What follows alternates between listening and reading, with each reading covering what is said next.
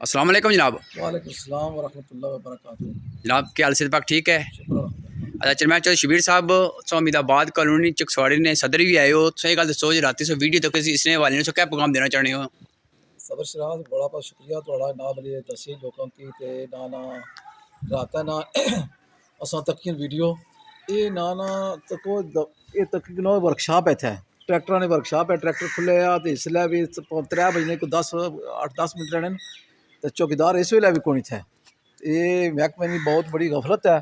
इसने जनाब ने मैं सारे लोगों के आसा इलाका बारूआ ने कि पूरी चकसवारी ने जो लोग पानी पीने इसने वास्ते मोटर सड़ी हुई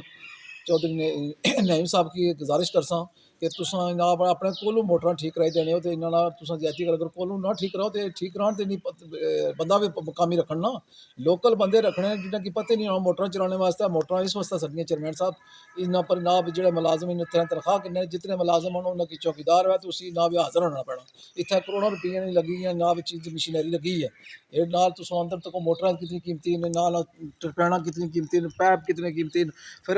नाल तुसें दसा जोड़ा ये लोगों की पानी भी इतना नाला वाल या बाहर दसिया लड़के एक नाला वाल भी गंदा पानी लोगों ने हले महल्ला ने पीने बारू जो टैंकी भी नाली चक्कर सकते हैं की सोड़ ताल तक से मेहरबानी करो सब शराब तुसा नाला रात ने वीडियो लाई है तुसा की नाल इतने लोग बेशुमार लोकल लोकल लोग ना तकन इतने चित जेडे लोग तनख्वाह किन्ने ये कैसी तनख्वाह किन्ने साढ़े टैक्स ने पैसे नहीं किन्ने लोग ये साढ़े ओवरसी भरा भी इतने बेशुमार लोग रहने इन्हें गंदा पानी पिलाने तो ये लोग ना बीमारियां इसने नाला ज़्यादा फैलनियां जितने लोग कहो तुम कि ना लोगों की अपने आवाज़ उठानी चाहिए सबर शराज मैं थोड़ा शुक्रिया अदा करना रात में जो वीडियो चाड़ी है ये लोगों ने बहुत बड़ी ज्यादा है लोगों ने टैक्स ने मुलाजम ने लोगों की तनख्वाह किन्ने इतने ना 2-2 3 दिहाड़े सुनिया अच्छे भी नहीं ड्यूटी पर तो ये जो लोग रखे हुए इतने किराए पर रखे हुए लोग ये बहुत बड़ी ज्यादा है लोगों ने टैक्स ने पैसे ने जिस लोग बंदे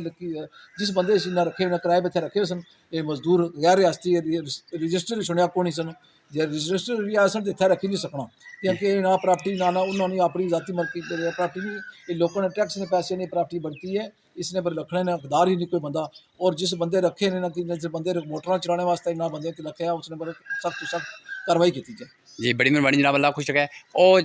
सामने पार्ट चाहता था कमरा उत्थे सा राती सुते सारे बंदे तकरीबन 8-10 बंदे उत्थे सा लेकिन इस टाइम मैं जाली जी तक सिर्फ चढ़ पाई पी है एक ठीक है तो बाकी जी अपर टैंकी भी दसने नाजरीन इंशाल्लाह जेडे बंदे जितने इस इलाके ना काउंसलर है उसने कम नहीं आया ना मेहरबानी करते ना लोगों पर नजर रखे जी निगरानी रखे अस तो कॉलोनी चौक मत आ जाए सदर अस की तो पानी कॉलोनी च कोई लभना चलो असना अपना लादा इशू है जोड़ा ये कम हो रहा है इसने गैर म्यारी है तो ना इसने सारे लोग इलाका की नजर रखनी चाहिए। बड़ी मेहरबानी जनाब तो जो टैंकी दसना जाओ टैंकी दसो सबर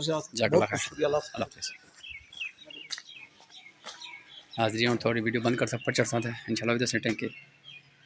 नाल से तक सकने हो अपरो भी टुटा है जंदरा वो लगा है तो पानी भी कल का अच्छा है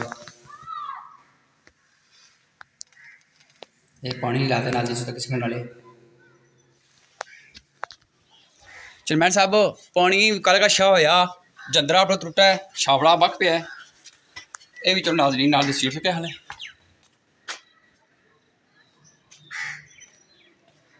तो टैंकी भी तकी हो सी पानी भी थोड़ा जो काला जहा है तो थोड़ा सफाई भी कोई खास हो जी तो जो दुआ से नाजरीन वो भी अपरू जो छापड़ा से भजा टुटा ये नाजी का सुटता इधर इधर नाजी कुछ चिकटा जाने होना फिर भी कोशिश करना जाना नहीं ये को नाजी कितनी ज़्यादा है चिकड़ पर चलो नाजरीन अल्लाह हाफिज़ अगर नाजी को वीडियो देखने बोलने गलती में माजे करना तो बाकी सोचा कि ट्रैक्टर जैसा करता है